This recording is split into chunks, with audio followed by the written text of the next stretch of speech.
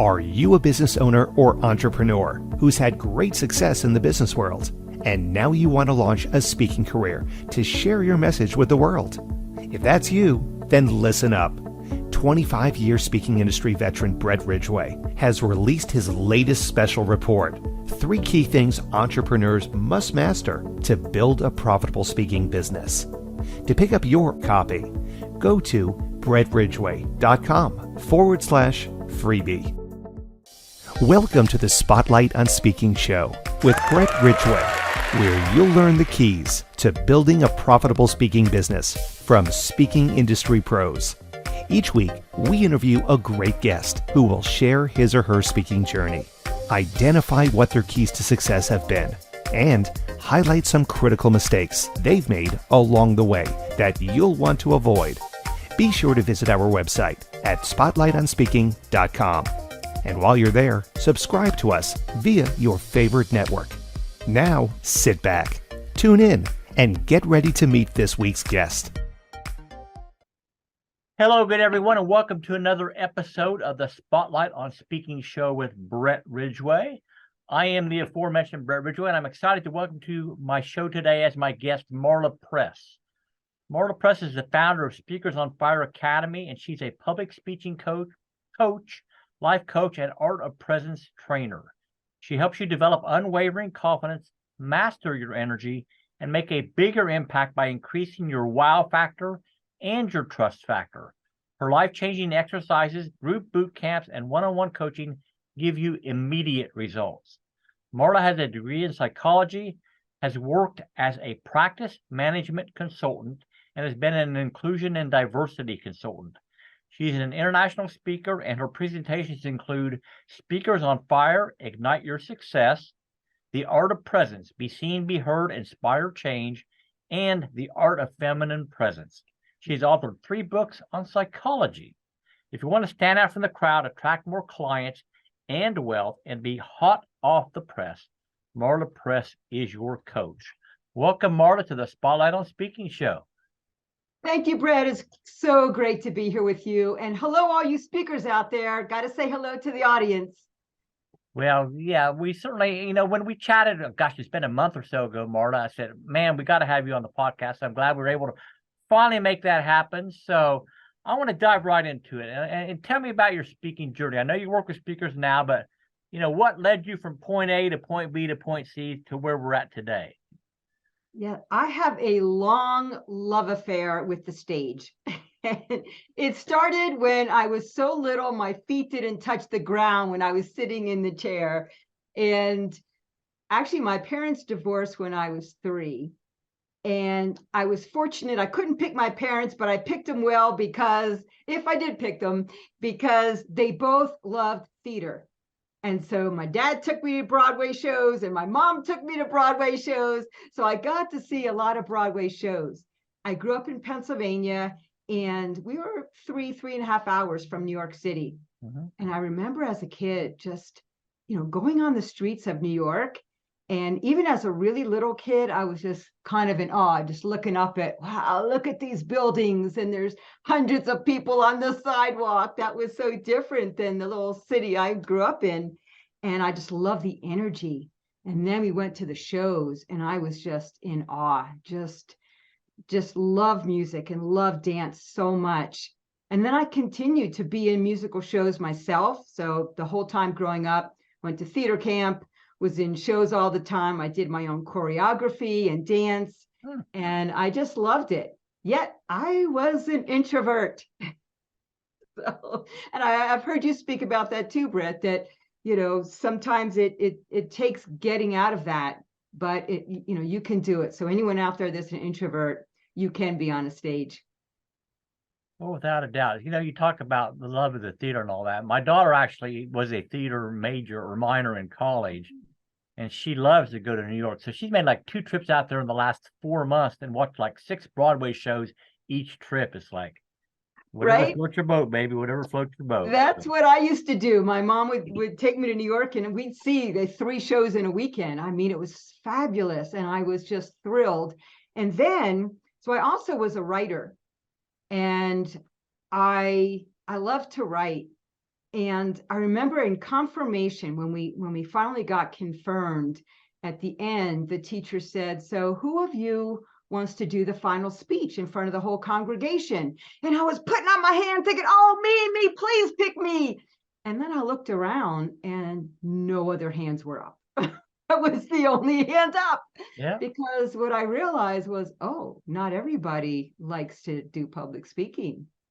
But I remember that day like it was yesterday. I don't remember what happened before or after, but I can imagine myself on that stage as if it was yesterday, doing this speech that I wrote that I was so proud of.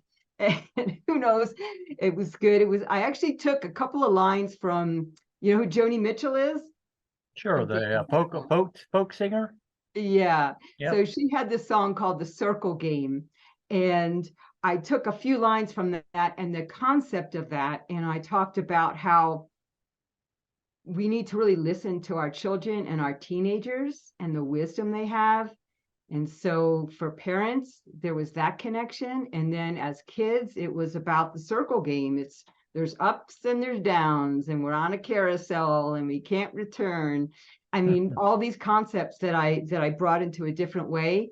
And that, you know, that's kind of the key now too to speaking, is you want to speak so that your audience is really getting something from it. It's not about what you have to say and all this great information, because we're bombarded with information these days, right? People can Google almost anything. They don't want information. They want an experience, and they want to relate to you. And so that's what I've been doing. So, I mean, how do you go from being the speaker at a congregation after confirmation to it becoming a full-time vocation? Because obviously you went through a few different paths before you got to where you're at today. It was zigzag, zigzag, zigzag. There was not a direct path. This is true. So what I discovered was something called the art of feminine presence. And I fell in love with it. And this was this wasn't until maybe my 40s. And I fell in love with it. And part of that training, this is a training I didn't develop, but I became highly certified in it, and I still teach it. It's the art of presence now. So we include the masculine as the art of feminine presence, the art of masculine presence, and just the art of presence. And this is a huge part of what I teach. It's about not what you have to say, although a compelling story and a great pitch are important. It's about you, your energy, what you have to give, how you communicate. And so part of this art of feminine presence training was speaker training. And what I realized in that was, number one, I was really good at it. And number two, most people were really bad at it. So sounds like a match made in heaven. They were scared to death, and it showed. And so we'd get an instruction like, be more enthusiastic. And so people would go from, you know, kind of talking like this to being, you know, a little more excited. And I would be like high-fiving everybody and saying, and you get a presentation and you get this. And I was just, you know, going around the room like with so much energy, because, you know, I might not always want to do that, right? But some people they just couldn't make themselves get to that level because they were so afraid of being judged and what people would think about them. And are they going to be too much? A lot of speakers think, oh, I'm afraid to be too much of this or too much of that. And most of the time, they could be even more, and it'd be more interesting. Yeah. So I like to say, Marla, there are three types of speakers in my mind. Now, I know you work with speakers in your business, but how have you used speaking to build your business? Yeah. So it's, you know, there's different stages that you talk about, and there's the keynote, and then there's the, you know, selling from the stage, and then there's just the credibility stage. So I've heard you talk about that before.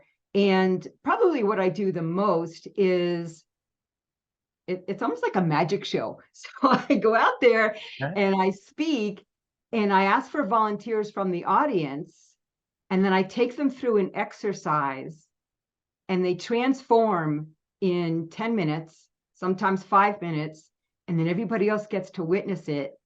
And that's what really turns people on and gets them excited. It's showing them what I do instead of just telling them what I do. So that's really the key to my success is having those exercises, having those tips and tricks, but in an experiential way. So people really transform. So aside from making it as experiential as possible, what are some other tips you might offer aspiring speakers if they wish to have success in a speaking career? Yeah, so there are so many. So pick three. Okay, let's say number one is to not resist fear. So a lot of people will say, okay, I'm not going to be afraid, I'm going to be confident. And you can't really talk yourself into that because it shows. You really have to learn how to unhook from it. And so I give people exercises to energetically unhook from their past experience, unhook from their belief system, and to get really comfortable with the fact that you are going to be judged. And that's okay. Not everyone's going to like you, and that's not your job to have everybody like you. Mm-hmm. It's the people that really need you and resonate with you, that when you're authentic and you're comfortable in your own skin, it's going to be really great, and you're really going to help a lot of people. So not to care so much about, the judgment and what you're risking and the fear and your past experiences, but to unhook from that. And then a second thing I really help people do initially is get out of their intellectual mind. A lot of speakers get out there and they've got great information, but they're like, wah, wah, wah, wah, wah, wah. And they tell you all these things, but they're in this cluttered headspace. So I get you into your full body presence. And that's something that's hard to describe in words. Yeah. But it makes a huge difference for people immediately when they get out of their head energy and into what I call your home space. So I give you exercises to do that. And when that alone will make you a fabulous speaker. If that's all you learn, that would make you a great speaker. It is huge. It is so wonderful. And then the other big thing is having a conversation with the audience. Uh-huh. Again, it's not about giving. You have to receive the audience. So when I first said hello, I said, hello, all you speakers out there. Even though I can't see anybody, I don't really know exactly who's listening, but I know there's people listening, and I want to connect to them right away. I want to feel them. I want to, picture them and imagine them. Some of them are on a treadmill. Some of them are multitasking. Some are driving. Some are just sitting there really engaged. And to really feel that energetically so that it comes across that I'm really trying to have a conversation and share instead of I'm just projecting information onto you. So that's a huge one. And again, that's an energetic shift that you can't just say, okay, now I'm going to receive the audience. And, of course, if you're live, then there's a lot of ways to engage the audience. And I also talk about that. But people really struggle with this whole video Zoom thing when you can't see the audience. So that's a big one, is to learn how to receive the audience. And in person too, how do you connect? How do you engage as opposed to project onto them? And so then, I'm sorry, go ahead, Marla. Yeah, can I give two more? Oh, yeah, bonus tips. I love it. So here's a quick one, is be memorable. Stand out from the crowd. Know how to stand out. So my real name is Marla Press. It's not my stage name. And I'm lucky that I have a name that, has some connotation to it, so I can use it. I say, you're hot off the press, become hot off the press. And I use the idea of hot, and then I use the idea of speakers on fire and all of that to make a brand that's memorable. So how can you be memorable both with your name, your brand, and your personality and how you communicate? So being memorable, because as you know, Brett, this stage is getting a lot more crowded these days. There's a lot more people that, are tired of working for other people, and they're out there wanting to become a consultant or a coach. So it's crowded. And how do you stand out? Because people need what you have to offer, But if nobody knows about you or can't, keep their attention on you, you're not going to help enough people. All right. So you said you had two more. You got one more for me, or do we do it? Yeah. So one more is to get out of performance mode and into that connection. So how can you build trust? Because what I find there's a lot of seasoned speakers, this happens a little bit with beginners too. Yeah. I'll talk about the mistake I made in a minute, but the seasoned speakers, a lot of times they're in performance mode and they're almost shouting at you.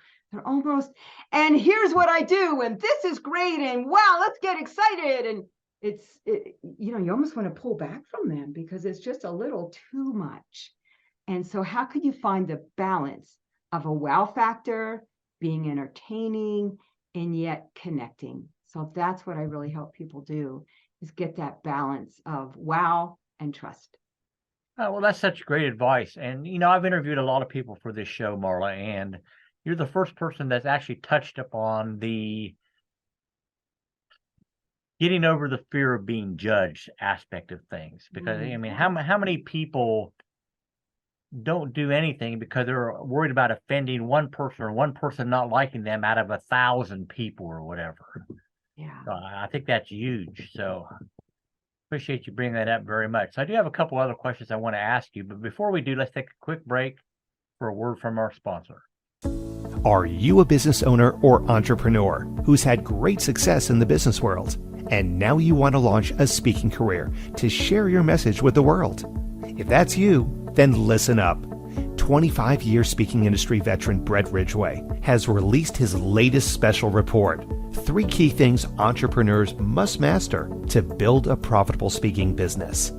To pick up your copy, go to brettridgway.com/freebie.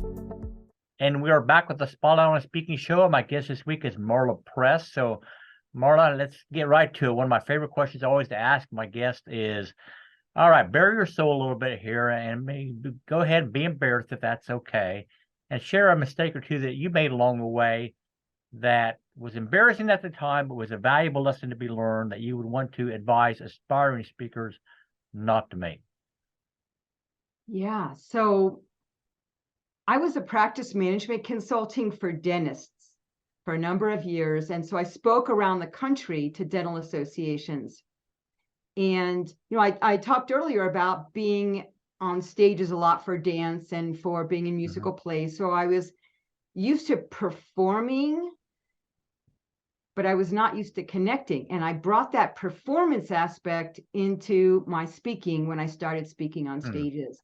And so I'd go out there and I'd try to be entertaining. I was doing that kind of projecting thing and being entertaining and trying to crack jokes, and I wasn't myself. And you know what? I didn't get hardly any clients that way. And I felt really bad about it because I knew I had a good program, but people didn't want to sign up for it because I didn't connect to them. I didn't open myself to them. I didn't receive them. And it was kind of embarrassing that I had to quit that because it wasn't working for me. And it took me till I found this art of feminine presence for me to understand. So in that group, when I first spoke, I did that performance thing. I said, oh yeah, and here's what I am, and here's what I do. And she said, okay, I want you to put your arms behind your back, and I want you to just open your heart and receive the audience. And that was an eye-opener for me because it made all the difference. Until that point, I was out there a lot, but I wasn't getting any results, which was really frustrating and embarrassing. But when I made that change of really understanding the energy of speaking, because communication is only 10% the words you use. And most speakers focus too much on what they're going to say, memorizing it, and they don't understand that 70%, so 20% is your tone of voice, 70% is your body language and your energy. That's how we communicate. People talk about judging. People judge you before you open your mouth. Oh, they yeah. judge you how you walk on the stage. If you're on Zoom, they judge you on how you unmute yourself and the first expression you have on your face. It's that quick. And it's so important to really master your energy and understand the importance of that. So it took me a lot of tries before I could do that. Oh my gosh. Yeah. So Marla, you've touched on the connection aspect of speaking a few times. So what are your keys to success to truly building that connection, building rapport with your audience? Yeah. So a lot of it is your energy. And then there's telling stories. So again, people don't want just more information anymore because you can get it too many other ways. So what we want is an experience, and we want a connection to relate to the person. So telling stories, like you asked me about, mistakes in my past and my childhood, that's all a part of where I am today. Mm-hmm. And that makes me more human. So how can you tell a story, but how can you make it not just about you? Because there's a lot of speakers that are inspirational speakers, and they go out and they talk about their divorce or their trauma. And that's important.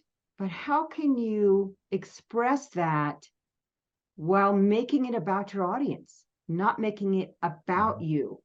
And Right. that's a real subtle, fine line between the two, but it's a really important one because, yeah, they might relate to you just based on your story, but when you make it about them and really invite them into the transformation that you went through and how they can go through that transformation and talking about what their issues are and how that relates to the story, then you're going to just really, really connect to that person, and they're going to want to be around you. And it's having good energy too, and having a little bit of wow factor so that people really want to be around you because you're fun and you're interesting and you're entertaining. So there's that, again, that balance between being trustworthy and connecting and real and authentic and having some fun. Gotta have some fun. So Yeah. as we're winding down to the end of our time together, Marla, I'd like to give you a few minutes, if you would, to tell people a little bit more about what you do for speakers specifically and how they can get involved in your world if they so choose. Yeah, so I've developed a 6-month program. It's 3 months of intensive boot camp where every night, it's once a week for an hour and a half to 2 hours, and we go over exercises. So there's the before. I say, okay, talk for 2 minutes about this, and then let's do an exercise, and then we're going to talk again. And you see it transform every time. Every exercise, there's a transformation in the before and after.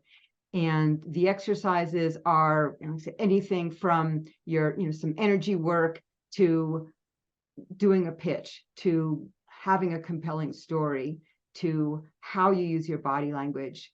And then I have guest speakers that come in. I have one-on-one consultations so we can dive in a little deeper. I'm also a life coach, so I go over, stuff comes up when people go to speak. There are feelings about themselves. Even seasoned speakers still have some self-doubt and some limiting beliefs. So, we can get into more depth with that. So it's a very, very comprehensive program. And then there's follow-up, just once a month after that. So that's how the 6 months goes. And what I'd like to offer all your listeners is an exercise that I do. I was talking about how to get out of your head and into your full body energy that you can't just intellectualize about. You have to do the exercise. So I invite all of you to go to my website at marlapress.com and set up a chat with me so that we can go over this exercise together, and you can see the transformation right then and there. Oh, very good. So again, that's marlapress.com. And as we wander down here, Marla, any final words of wisdom for the aspiring speaker out there?